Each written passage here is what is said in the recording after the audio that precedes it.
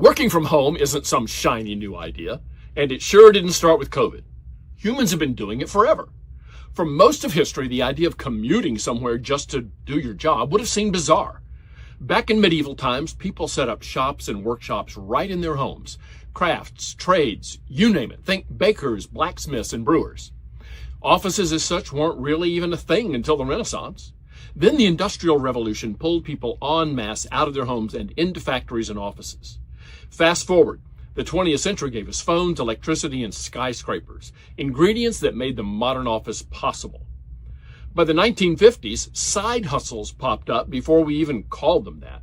The women we used to call housewives started running their own small businesses through companies like Tupperware and Avon.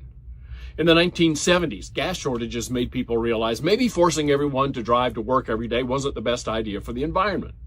The Washington Post even published a piece in 1979 arguing that remote work could help save gas. You think so? Well, by the 1980s, major players like JCPenney, American Express, and GE were already experimenting with what they called telecommuting. The Clinton administration in the 90s pushed for more family-friendly flex options, including telecommuting. Still, for most of the early 2000s, remote work was a niche thing, handled case by case. I know people who did it, you probably do too, but it was considered pretty exotic. JetBlue had remote reservation agents as early as 1988. And in 2010, I was hired by both the IRS and the U.S. Patent and Trademark Office to train their managers on leading fully remote teams. At the start of 2020, about 5 million Americans, around 3% of the workforce, already worked from home regularly. Then COVID hit. Overnight, that jumped to 65 million workers in the U.S., 43% of the workforce.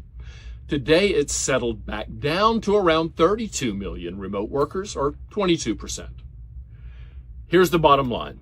Remote work isn't new, but it's way bigger than it was even a few years ago, and no matter how loud the return to office push gets, it's not going away.